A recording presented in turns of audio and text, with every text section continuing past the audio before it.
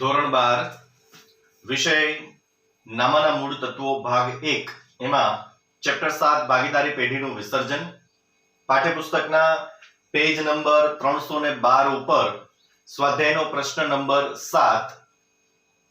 7 ની આપણે રકમની ચર્ચા કરી લઈએ. નરેશ અને શૈવિલ 2:3 ના પ્રમાણમાં નફો નુકસાન વહેંચી લેતા ભાગીદારો છે. 30/9/2016 ના રોજ પેઢીનું વિસર્જન કરવાનું નક્કી કર્યું. તે તારીખે તેમની મૂડી અનુક્રમે 6 લાખ અને 4 લાખ રૂપિયા હતી. પેઢીના કુલ દેવા 6 લાખ રૂપિયા છે. પેઢીના ચોપડે એકત્રિત થયેલ જે નહીં વહેંચાયેલી નફા નુકસાન ખાતાની ઉધાર બાકી 1 લાખ રૂપિયા અને રોકડ શિલ્લક રૂપિયા 1 લાખ હતી. પેઢીની મિલકતોના 50% ઉપજ્યા અને વિસર્જન ખર્ચ રૂપિયા 1 લાખ થયો. પેઢીના ચોપડા બંધ કરવા જરૂરી ખાતાઓ તૈયાર કરો. હવે અહીંયા આપણે જરૂરી ખાતાઓ છે એ બનાવવાના છે, પણ એ પહેલા આપણે બનાવવું પડે પાકું સરવૈયું. કારણ કે આપણને પેઢીની અંદર ભાગીદારોની કેટલી મૂડી છે એ આપેલી છે, પેઢીના કુલ દેવાઓ કેટલા છે એ પણ આપેલા છે, અને મિલકતોમાં એક રોકડ શિલ્લક આપણને આપી છે અને ચોખ્ખી ખોટ જે નફા નુકસાન ખાતાની ઉધાર બાકી એકત્રિત ખોટ છે એ આપણને આપેલી છે. પણ આપણને ક્યાંય મિલકતો કેટલા રૂપિયા છે એ આપ્યું નથી. એમ છતાં એવું કીધું છે કે મિલકતોની જે ચોપડે કિંમત છે એના કરતા 50% રકમ એ ઉપજી છે. મિલકતો વેચતા 50% રૂપિયા મળ્યા. આનો અર્થ એ થાય તો એ 50% રૂપિયા એટલે કેટલી રકમ એ શોધવા માટે સૌપ્રથમ આપણી પાસે મિલકતોની ચોપડે કિંમત કેટલી છે એ આપણે જાણવું પડે. અને એ જાણવા માટે આપણે અહીંયા પાકું સરવૈયું છે એ સૌપ્રથમ બનાવવું પડે, અને પાકા સરવૈયાના આધારે આપણે જરૂરી ખાતાઓ એટલે કે માલ મિલકત નિકાલ ખાતું, ભાગીદારોના મૂડી ખાતાઓ અને રોકડ કે બેંક ખાતું આમાં આપણે ખતવણી કરશું. એટલે સૌપ્રથમ આપણે પાકું સરવૈયું છે દોરવું પડે.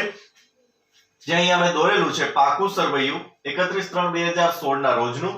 એમાં લેફ્ટ સાઈડ મૂડી દેવા બાજુ જેટલી પણ આપણે વિગતો લખીએ છીએ બધાની હંમેશા જમા બાકી જ હોય. ત્યારબાદ મિલકત લેણા બાજુ જે કંઈ પણ આપણે મિલકતો લખીએ છીએ એ મિલકતોની હંમેશા ઉધાર બાકી જ હોય. એટલે ઉધાર બાકી હોય તો મિલકત લેણા સાઈડ અને જમા બાકી હોય તો મૂડી દેવા સાઈડ. માં એવી બાકીઓ કે જેને આપણે આગળ લઈ જવાની હોય અથવા વિસર્જન કરવાનું હોય તો અહીંથી આપણે માલ મિલકત નિકાલ ખાતે લાવીએ છીએ. અને બાકી જો આગળ લઈ જવાની હોય, પેઢી બંધ ન થતી હોય તો ઉધાર બાકી હોય તો મિલકત લેણા બાજુ અને જમા બાકી હોય તો મૂડી દેવા બાજુ આપણે દર્શાવીએ છીએ. ત્યાર પછી માલ મિલકત નિકાલ ખાતું બનાવવાનું છે. ત્યારબાદ ભાગીદારોના મૂડી ખાતાઓ બનાવવાના છે. અહીંયા જગ્યાનો થોડો અભાવ હોવાથી રોકડ અને બેંક ખાતું મેં દોર્યું નથી, પણ સૌપ્રથમ આપણે પાકું સરવૈયું બનાવી લેશું. ત્યારબાદ અહીંયા રોકડ બેંક ખાતું આપણે બનાવી લેશું. એટલે સૌપ્રથમ પાકું સરવૈયું છે એ આપણે તૈયાર કરશું. તો આપેલી વિગત મુજબ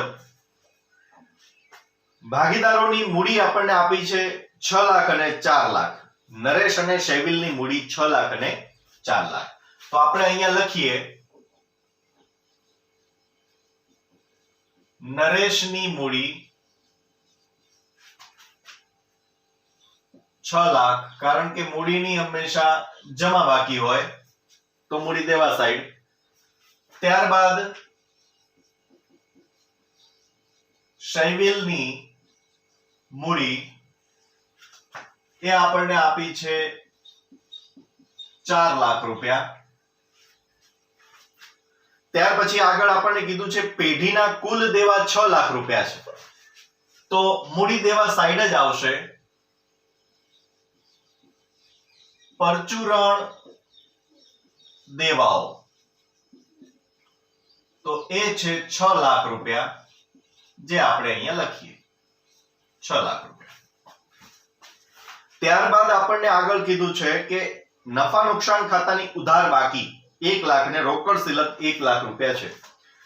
તો મિલકત લેણા બાજુ આપણે બે લીટી સૌપ્રથમ છોડી દેશું, ત્યાર પછી આપણે લખીએ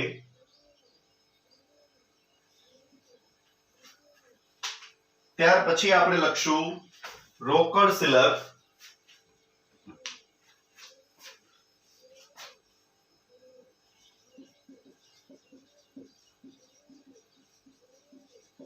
જે આપણને આપેલ છે 1 લાખ રૂપિયા,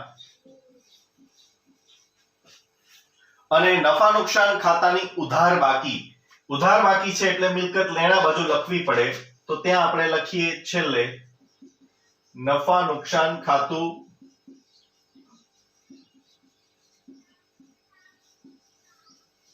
ઉધાર બાકી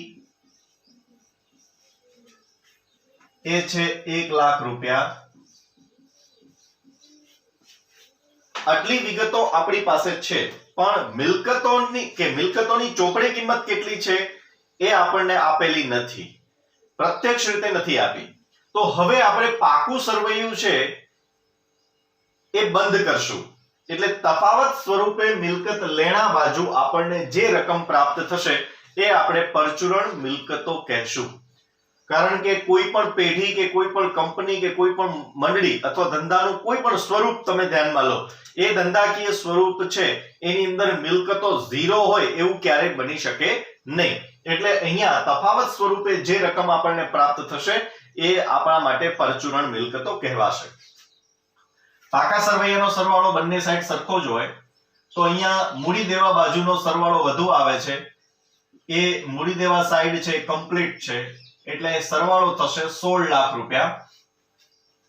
એ જ સરવાળો આપણે મિલકત લેણા બાજુ રાખીએ 16 લાખ રૂપિયા. તો 16 લાખમાંથી મિલકત લેણા સાઈડની બે વિગતોનો ટોટલ 2 લાખ રૂપિયા આપણે બાદ કરીશું, તો મિલકત લેણા બાજુ તફાવત આપણને પ્રાપ્ત થશે 14 લાખ રૂપિયા. એને આપણે રાઉન્ડ કરી દઈએ જેથી ખ્યાલ આવે કે તફાવત સ્વરૂપે શોધેલી રકમ છે. તો 14 લાખ રૂપિયા છે, એની સામે આપણે લખશું પરચુરણ મિલકતો.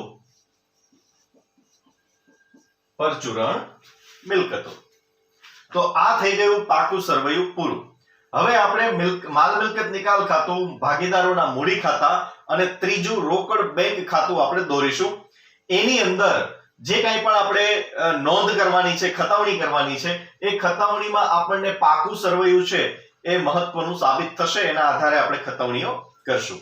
તો હવે 3 પ્રકારના ખાતાઓ આપણે દોરીએ: માલ મિલકત નિકાલ ખાતું, ભાગીદારોના મૂડી ખાતાઓ અને રોકડ બેંક ખાતું.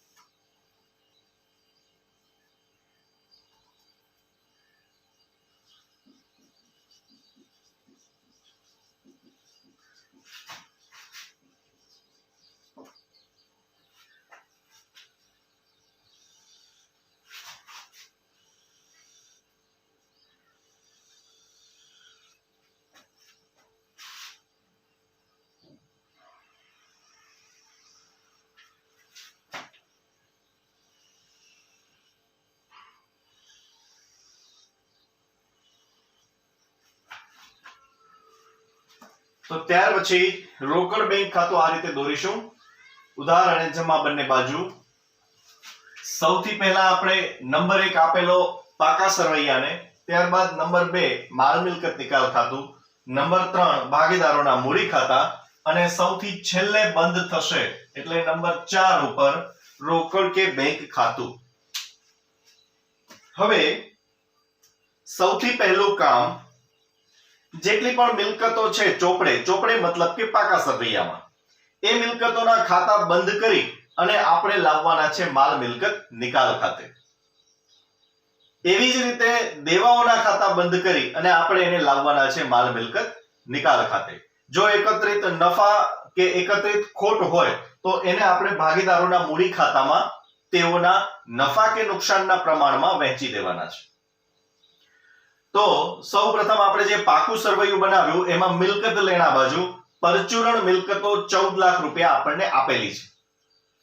તો મિલકતનું ખાતું બંધ કરવું હોય તો ખાતું બંધ કરતા મિલકતના ખાતામાં જમા બાજુ આપણને તફાવત પ્રાપ્ત થાય.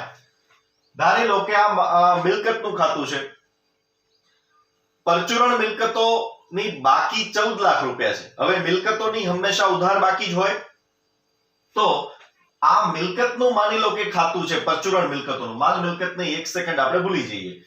તો મિલકતનું ખાતું છે તો એમાં બાકી આગળ લાવ્યા 14 લાખ રૂપિયા ઉધાર બાજુ લખાશે.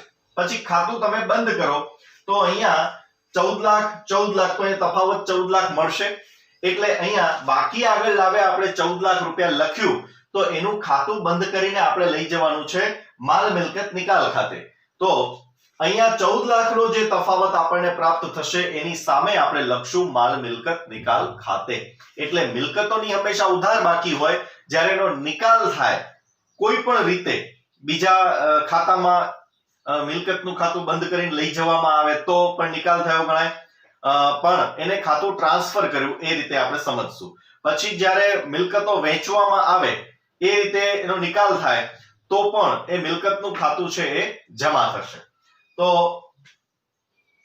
પરચુરણ મિલકતનું ખાતું બંધ કરી માલ મિલકત નિકાલ ખાતે લાવવામાં આવે ત્યારે તો આમ નોંધ થશે માલ મિલકત નિકાલ ખાતે ઉધાર તે પરચુરણ મિલકતો ખાતે જમા, અને કૌંસમાં આપણે લખીએ ચોપડે કિંમત, અને ચોપડે કિંમત છે 14 લાખ રૂપિયા. તો એનું ખાતું થઈ ગયું બંધ. હવે પરચુરણ મિલકતો છે એનું ખાતું જમા 14 લાખ થી ને માલ મિલકત નિકાલ ખાતું ઉધાર. આપણે અહીંયા પરચુરણ મિલકતનું ખાતું બનાવતા નથી, પણ એક્ચ્યુઅલી એ ખાતા વહીની અંદર દોરવામાં તો આવેલું જ હોય છે.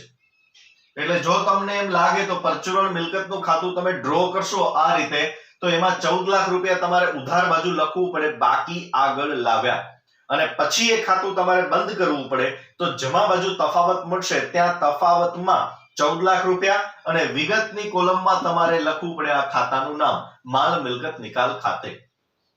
એ રીતે એની ખતવણી થશે. ચલો ત્યાર પછી દેવાઓના ખાતા છે એ આપણે બંધ કરીએ. તો દેવાઓ છે એ આપણને આપેલા છે 6 લાખ રૂપિયા. તો દેવું જેમ જેમ વધે એમ એ જમા થતું જાય, અને જેમ દેવું ચૂકવાય અથવા દેવાનું ખાતું બંધ કરીને કોઈ બીજા ખાતે લઈ જવામાં આવે એવા સંજોગોમાં જે તે દેવાનું ખાતું હંમેશા ઉધાર જ થાય. તો 6 લાખ રૂપિયાના દેવા છે તો પરચુરણ દેવાઓ ખાતે ઉધાર થશે અને માલ મિલકત નિકાલ ખાતે રકમ જમા થશે. તો જમા બાજુ લખીએ પરચુરણ દેવાઓ કૌંસમાં ચોપડે કિંમત, અને એ છે 6 લાખ રૂપિયા. 6 લાખ રૂપિયા. હવે મિલકત અને દેવાઓના ખાતા બંધ કરી અને આપણે માલ મિલકત નિકાલ ખાતે લાવ્યા. હવે મૂડી દેવા બાજુ આપણને દેવાઓ સિવાય ભાગીદારોની મૂડી આપેલી છે. તો ભાગીદારોની મૂડી આપી છે તો આપણે મૂડી ખાતા હજી બંધ નથી કર્યા. મૂડી ખાતું અને રોકડ બેંક ખાતું છે એ છેક સુધી ખુલ્લું રાખવામાં આવે, કારણ કે પેઢીના વિસર્જન વખતે એમાં વ્યવહારો ચાલુ જ હોય છે. તો ભાગીદારોના મૂડી ખાતામાં જમા બાજુ આપણે લખવું પડે એમની શરૂઆતની મૂડી.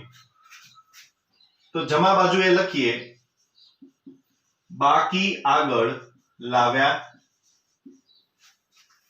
હવે નરેશ અને શૈવિલની મૂડી જે આપણને આપી છે 6 લાખ અને 4 લાખ, તો એની કોલમમાં આપણે લખીએ 6 લાખ અને 4 લાખ. 6 લાખ અને 4 લાખ. હવે મૂડી દેવા સાઈડ પૂરી પાકા સરવૈયાની. ત્યારબાદ મિલકત લેણા સાઈડ. મિલકત લેણા બાજુ આપણે મિલકતોના ખાતા બંધ કરી માલ મિલકત નિકાલ ખાતે લાવ્યા. એટલે મિલકતની વાત અહીંયા પૂરી, પણ માત્ર પાકા સરવૈયા પૂરતું. ત્યાર પછી છે રોકડ સિલક. તો રોકડ સિલક છે એનું ખાતું બંધ કરીને માલ મિલકત નિકાલ ખાતે લઈ જવાતું નથી, કારણ કે પેઢીનું વિસર્જન થતું હોય, એવા સમયે દેવાઓની ચૂકવણી પણ ચાલુ હોય અને મિલકતોનું વેચાણ પણ ચાલુ હોય. તો એટલા માટે રોકડ વ્યવહારો છેલ્લે ચાલુ હોવાથી એનું ખાતું બંધ કરી શકાય નહીં. એટલે સૌથી છેલ્લે રોકડ કે બેંક ખાતું છે એ બંધ કરવામાં આવતું હોય છે. એટલે અહીંયા રોકડ બેંક ખાતું ખુલ્લું છે. એટલા માટે જ રોકડ ખાતાની જે સિલક આપણને આપી છે 1 લાખ રૂપિયા પાકા સરવૈયામાં, એ આપણે એના ખાતાની અંદર બાકી આગળ લાવ્યા તરીકે લખવું પડે, એટલે કે બાકી આગળ ખેંચવી પડે. તો મિલકત ચાલુ મિલકત હોવાથી રોકડ બેંક ખાતામાં ઉધાર બાજુએ આપણે લખીએ બાકી આગળ લાવ્યા 1 લાખ રૂપિયા. બાકી આગળ લાવ્યા 1 લાખ રૂપિયા. હવે ત્યાર પછી મિલકત લેણા બાજુ નફા નુકસાન ખાતાની ઉધાર બાકી આપણને આપી છે 1 લાખ રૂપિયા. તો એ ઉધાર બાકી એ એકત્રિત ખોટ છે. ખોટ હોય કે નફો હોય, ભાગીદારોને એના નફા કે નુકસાનના પ્રમાણમાં વહેંચવાની જ હોય. તો ચોખ્ખી ખોટ હોવાથી ભાગીદારોની મૂડી ઘટશે, એ નુકસાન લેનાર કહેવાય. તો અહીંયા ભાગીદારોના મૂડી ખાતે ઉધાર તે નફા નુકસાન ખાતે જમા થશે. તો ભાગીદારોના મૂડી ખાતામાં આવો ઉધાર બાજુએ, ત્યાં લખીએ નફા નુકસાન ખાતે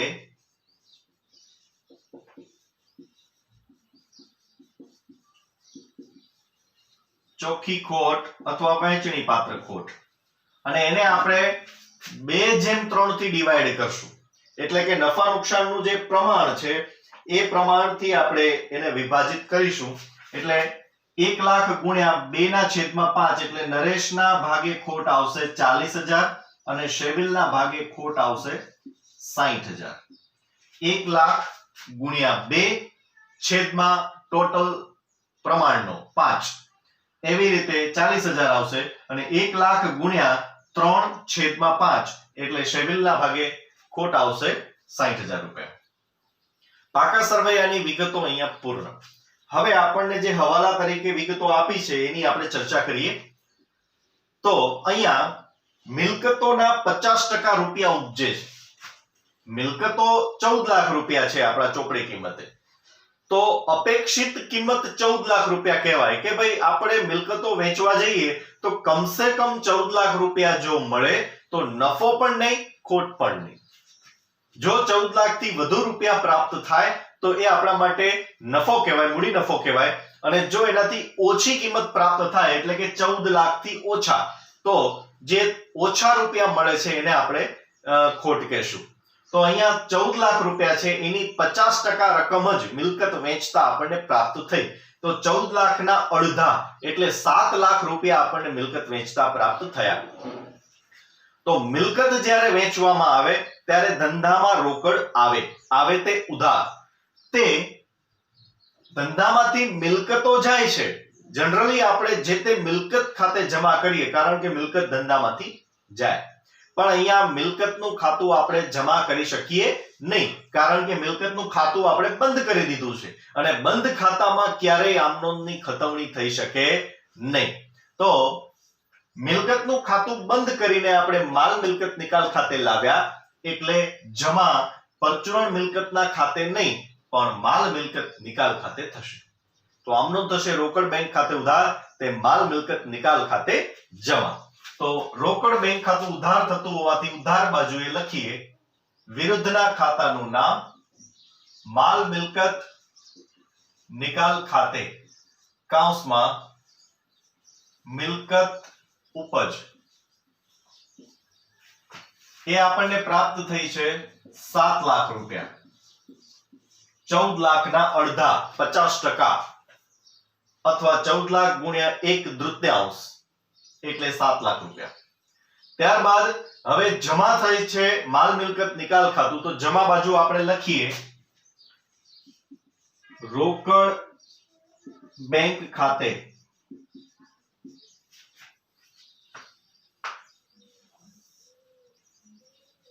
અને પરચુરણ મિલકતો. અહીંયા રોકડ માત્ર મિલકત વેચતા જ આવે છે એટલે એક જ વિગત છે એટલે આપણે ડાયરેક્ટ આઉટર કોલમમાં લખીએ 7 લાખ રૂપિયા. જો બીજા કોઈ સોર્સથી અથવા બીજી કોઈ પણ રીતે આપણને ઉપજ થતી હોય, મિલકતથી તો થાય પણ બીજી કોઈ પણ રીતે આપણને ઉપજ થતી હોય તો અહીંયા એના પછીનો નેક્સ્ટ ક્રમ લખવાનો અને આ બધી રકમો આપણે ઇનર કોલમમાં લખશું અને ટોટલ કરી અને રોકડ બેંક ખાતાની સામે એ રકમ દર્શાવવાની અને એ જ રકમ અહીંયા પણ આવશે. પણ અહીંયા એક જ વિગત છે એટલે કોઈ પ્રશ્ન નથી. હવે ત્યાર પછી દેવાઓ કેટલા રૂપિયા આપણે ચૂકવ્યા એની કોઈ આપણને સૂચના નથી. તો દેવાઓ છે એની ચોપડે કિંમત 6 લાખ રૂપિયા છે અને વિસર્જન ખર્ચ પણ એક પ્રકારનો ખર્ચ જ છે તો એની કિંમત 1 લાખ રૂપિયા છે એ પણ આપણે ચૂકવ્યું છે. પણ દેવાઓ 6 લાખ રૂપિયાની ચોપડે કિંમત છે એમાંથી કેટલા રૂપિયાના દેવા આપણે ચૂકવ્યા એની કોઈ સૂચના નથી. તો જ્યારે દેવાઓ કે મિલકતોની કેટલી રકમ ઉપજી અને દેવાઓ કેટલા રૂપિયાના ચૂકવ્યા એવી કોઈ સૂચના ના હોય ત્યારે મિલકતોની ચોપડે કિંમત છે એ જ એની વેચાણ કિંમત ગણાશે. અહીંયા આપણને મિલકતોના 50% ઉપજ્યા એવું કીધું હતું એટલે 50% લીધા રકમ 7 લાખ. પણ જો ન કીધું હોત તો 14 લાખ જ ઉપજ્યા છે એવું આપણે અહીંયા અનુમાન કરી અને આપણે 14 લાખ રૂપિયા લખે. એવી જ રીતે દેવાઓ 6 લાખ રૂપિયા છે પણ દેવાઓ કેટલા રૂપિયાના ચૂકવ્યા એની કોઈ સૂચના નથી તો દેવાઓની ચૂકવણી ચોપડે કિંમતે થઈ છે એવું અહીંયા ગણવું પડે. એટલે કે દેવાઓની ચૂકવણી છે એની કિંમતમાં કોઈ ઘટાડો નથી થતો. તો 6 લાખ રૂપિયાના દેવા આપણે ચૂકવ્યા તો દેવા જ્યારે તમે ચૂકવો તો જે તે દેવા ખાતે ઉધાર થાય એટલે કે લેનાર કહેવાય, લેણદાર કહેવાય આપણો. તો એના ખાતે ઉધાર થાય અને દેવું ચૂકવવાથી ધંધામાંથી રોકડ જાય તે જમા એટલે રોકડ બેંક ખાતે જમા પણ દેવા ખાતે ઉધાર થાય. પણ અહીંયા દેવાઓના ખાતા બંધ કરી અને આપણે લાવ્યા છીએ માલ મિલકત નિકાલ ખાતે. તો દેવાઓનું ખાતું બંધ થઈ ગયું હોય તો આમ નોંધમાં દેવા ખાતે ઉધાર કરી શકાય નહીં અને જો કરો તો એની ખતવણી કરવી પડે પણ ખાતું જ બંધ હોય તો ખતવણી થઈ શકે નહીં. તો દેવાઓના ખાતે ઉધાર કરવાના બદલે માલ મિલકત નિકાલ ખાતું છે એ ઉધાર થશે. તો આમ નોંધ થશે માલ મિલકત નિકાલ ખાતે ઉધાર તે રોકડ બેંક ખાતે જમા. તો માલ મિલકત નિકાલ ખાતામાં ઉધાર બાજુ લખો રોકડ બેંક ખાતે અને અહીંયા આપણે લખીએ પરચુરણ દેવા 1 લાખ રૂપિયા 6 લાખ રૂપિયા અને વિસર્જન ખર્ચ પણ આપણે ચૂકવીએ છીએ તો એની પણ એ જ આમ નોંધ થાય માલ મિલકત નિકાલ ખાતે ઉધાર તે રોકડ બેંક ખાતે જમા. ટોટલ 7 લાખ રૂપિયા છે તો આપણે અહીંયા લખશું 7 લાખ રૂપિયા રોકડ બેંક ખાતે 7 લાખ રૂપિયા. માલ મિલકત નિકાલ ખાતે ઉધાર થઈ ગયા 7 લાખ તે રોકડ બેંક ખાતે જમા 7 લાખ. તો રોકડ બેંક ખાતામાં જમા બાજુએ અસર આપો, ખતવણી કરીએ. વિરુદ્ધના ખાતાનું નામ માલ મિલકત નિકાલ ખાતે કૌંસમાં લખીએ દેવા ચૂકવ્યા એ દેવાઓની અંદર વિસર્જન ખર્ચ પણ આવી ગયો તો અહીંયા લખીએ 7 લાખ રૂપિયા 7 લાખ રૂપિયા. હવે દેવાઓ ચૂકવી દીધા, મિલકતોનું વેચાણ થઈ ગયું, ત્યાર પછી હવે કોઈ બીજી વિગતો બાકી રહેતી નથી. તો હવે આપણે ખાતાઓ છે એને બંધ કરીશું. તો સૌથી પહેલા માલ મિલકત નિકાલ ખાતું બંધ થાય. તો માલ મિલકત નિકાલ ખાતું છે એમાં ઉધાર બાજુનો સરવાળો આપણને વધુ જોવા મળે છે. તો એ સરવાળો થશે 21 લાખ રૂપિયા.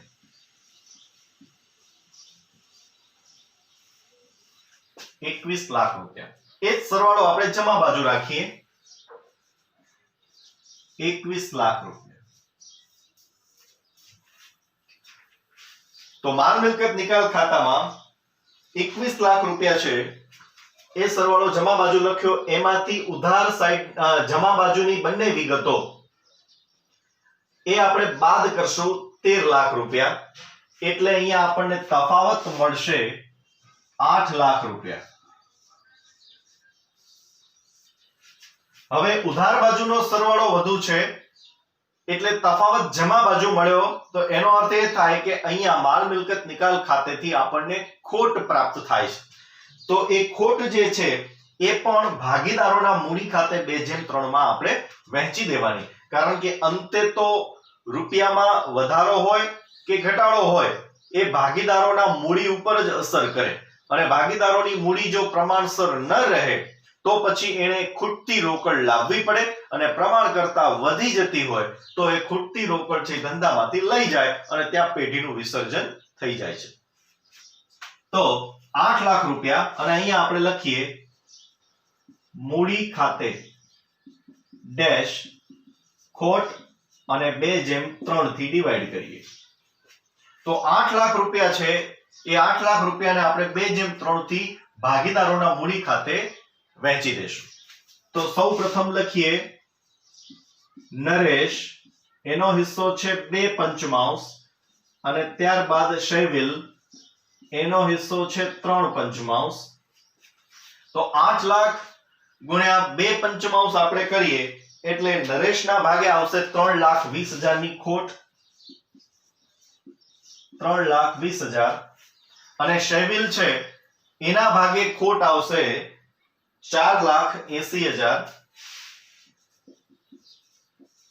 4,80,000. તો 8 લાખ રૂપિયા છે એની વહેંચણી આ રીતે થશે. હવે માલ મિલકત નિકાલ ખાતું જમા થાય છે 8 લાખ થી અને ઉધાર થાય છે બંને ભાગીદારોના મૂડી ખાતાઓ. તો ભાગીદારોના મૂડી ખાતામાં ઉધાર બાજુ આપણે ખતવણી કરીએ. વિરુદ્ધના ખાતાનું નામ ત્યાં લખીએ માલ મિલકત નિકાલ ખાતે કૌંસમાં લખીએ ખોટ 3,20,000 અને 4,80,000. 4,80,000. હવે અહીંયા ભાગીદારો નું મૂડી ખાતું છે એમાં આપણે બંનેની ખોટની વહેંચણી આપણે કરી દીધી. માલ મિલકત નિકાલ ખાતું બંધ થઈ ગયું. ત્યાર પછી ત્રીજા ક્રમાંક ઉપર હવે આપણે ભાગીદારોના મૂડી ખાતા છે એ બંધ કરશું. ત્યાંથી જે તફાવત મળે એ તફાવતને આપણે બાકી આગળ લઈ ગયા એવું નહીં કહીએ. કારણ કે એ તફાવત ઉધાર સાઈડ પણ હોઈ શકે, જમા સાઈડ પણ હોઈ શકે. એ તફાવત જે છે એની આપણે સીધી અસર રોકડ બેંક ખાતામાં આપવાની છે. એટલે કે ઉધાર બાજુ તફાવત મળે કે જમા બાજુ ત્યાં આપણે વિગતમાં રોકડ બેંક ખાતે એવું લખવાનું છે. એટલે ખૂટતા રૂપિયા હશે તો એટલા રૂપિયા ધંધામાં લાવે છે એમ કહેવાય. અને પ્રમાણ કરતા વધુ મૂડીની રકમ અહીંયા જમા રહેતી હશે તો એટલા રૂપિયા છે એ પૂરેપૂરા ધંધામાંથી લઈ જશે. એટલે અહીંયા ટૂંકમાં હવે આપણે મૂડી પણ આગળ લઈ જવાની નથી. જેટલો તફાવત મળે એટલો રોકડ તરીકે એ લાવે છે કાં તો લઈ જાય છે. તો સૌ પ્રથમ આપણે ખાતું બંધ કરશું. ભાગીદાર નરેશ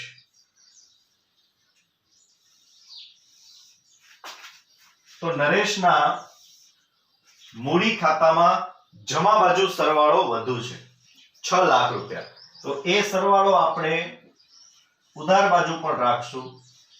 તો જમા બાજુ લખીએ સૌ પ્રથમ 6 લાખ. એ જ સરવાળો ઉધાર બાજુ લખીએ 6 લાખ.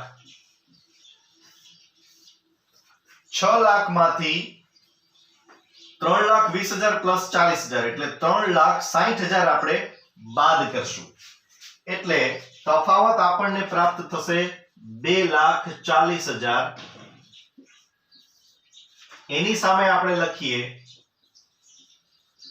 રોકડ બેંક ખાતે.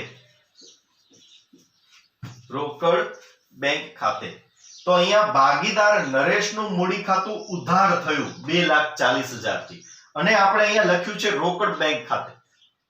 આનો અર્થ એ થયો ભાગીદાર નરેશના મૂડી ખાતે ઉધાર તે રોકડ બેંક ખાતે જમા. તો રોકડ બેંક ખાતું જમા ત્યારે જ થાય જ્યારે ધંધામાંથી રોકડ જાય અને ધંધામાંથી અહીંયા 2,40,000 ની રોકડ જાય છે તો એ રોકડ લેનાર છે ભાગીદાર નરેશ. એનો મતલબ કે નરેશ છે એમના આટલા રૂપિયા પેઢીમાં જમા રહે છે તો એને 2,40,000 રૂપિયા પેઢીએ ચૂકવી આપ્યા. તો અહીંયા આપણે લખીએ રકમ લઈ ગયા 2,40,000 ભાગીદાર નરેશના મૂડી ખાતે ઉધાર તે રોકડ બેંક ખાતે જમા. તો રોકડ બેંક ખાતામાં હવે જમા બાજુ ખતવણી કરીએ. વિરુદ્ધના ખાતાનું નામ નરેશના મૂડી ખાતે કૌંસમાં આપણે લખીએ ચૂકવ્યા નરેશને. એ રૂપિયા છે 2,40,000. 2,40,000. ત્યારબાદ ભાગીદાર શેવિલનું મૂડી ખાતું આપણે બંધ કરીએ.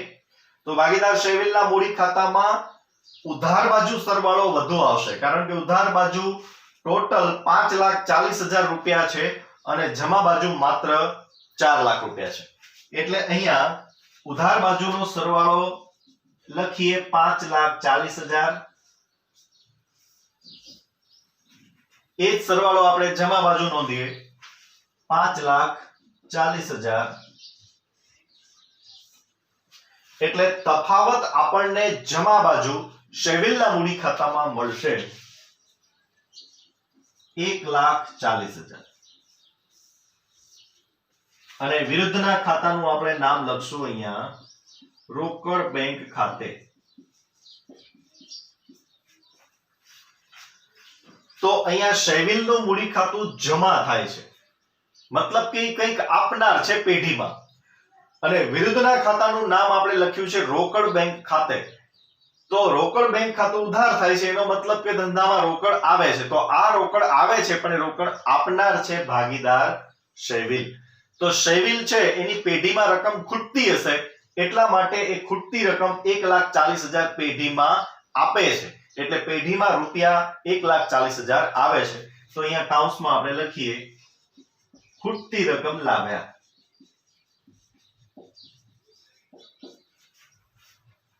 તો શેવિલના મૂડી ખાતે જમા પણ ઉધાર થશે રોકડ બેંક ખાતે. તો રોકડ બેંક ખાતું અહીંયા આપણે બનાવેલું છે. રોકડ બેંક ખાતામાં હવે ઉધાર બાજુ ખતવણી કરીએ.